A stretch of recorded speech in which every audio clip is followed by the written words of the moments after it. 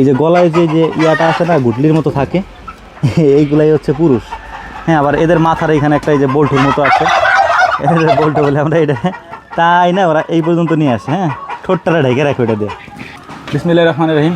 এই যে টার্কি মুরগি এবং মোরগগুলো দেখতে পাচ্ছেন, এগুলি আমাদের পালের, অর্থাৎ আমাদের এখান থেকে বাচ্চা ফুটায় তারপর এইগুলিকে বড় করছিলাম আমরা। আলহামদুলিল্লাহ গত 7-8 দিন যাবত এরা ডিম দেওয়া শুরু করছে। তো দেখতেই পাচ্ছেন এটা আমরা সংগ্রহ করতেছি ডিম গত কয়েকদিন ধরে। এগুলো হচ্ছে টার্কি মুরগির ডিম আর কি। হ্যাঁ, তবে আমাদের এখানে ছোট্ট একটা সমস্যা আছে। হ্যাঁ, দাঁড়া আসতে, সমস্যাটা হচ্ছে জায়গাটা অনেক ছোট। আমরা মূলত হচ্ছে শখ করে অল্প কয়েকটা টার্কি মুরগি এখানে রাখছিলাম, এগুলা থেকে এখন ডিম দিচ্ছে। আমরা এগুলাকে উন্মুক্ত জায়গায় ছেড়ে দিব। আমাদের ওই খামারেও বেশ কিছু টার্কি মুরগি আছে, তো ওইগুলো হচ্ছে ছাড়া থাকে। হ্যাঁ, ওই উঠান দিয়ে ঘুরে বেড়ায় সারাদিন এবং ওরা খুব ভালো আছে আর কি। এখানে ওখানে যায়, ঘাস পাতা লতা পাতা খায়। কিন্তু এইগুলাকে যেহেতু আমরা এটা একটা আবদ্ধ জায়গা আমাদের এই খামারটা, তো এখানে ছাড়ার মতো কোনো অপশন নাই। তো ভাবছি এখান থেকে নিয়ে গিয়ে ওইখানে নিয়ে ছেড়ে দেবো ইনশাআল্লাহ। তারপর এগুলার হয়তো গ্রোথটা আরও বাড়বে।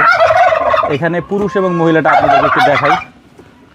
মোরগ যেগুলো আর কি, এই যে গলা ঝোলা যেগুলো আছে, এই যে এইগুলা হচ্ছে মোরগ। এই যে একটা যাইতেছে বড় বড় সাইজের যেগুলা গলা ছোলা, মানে গলায় যে কী বলে এটাকে, গুটলির মতো যেটা আছে, এটা হচ্ছে মোরগ। আর এই যে ছোটো সাইজগুলো আছে এইগুলো হচ্ছে মুরগি। এইগুলো হচ্ছে মুরগি। না গো, প্রচণ্ড শক্তি ওদের শরীরে।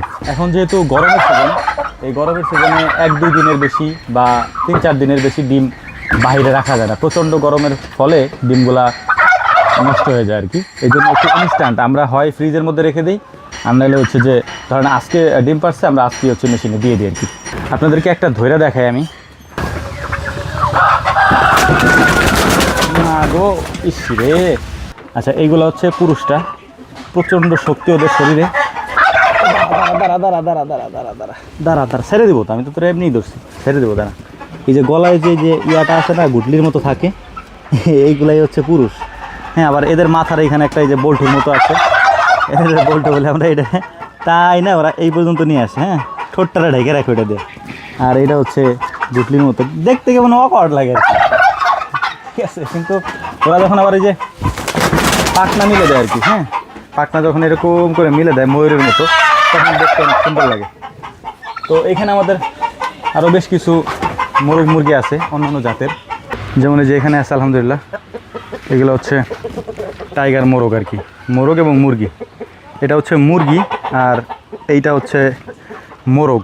হ্যাঁ, মোরগ মুরগির সাইজগুলো এগুলো টাইগারের যে নাম দিছে আর কি, টাইগারের মতো আলহামদুলিল্লাহ। আর এগুলা যত পুরাতন হয়, বয়স যত বাড়ে, এদের মাংস তত বেশি সুস্বাদু হয়।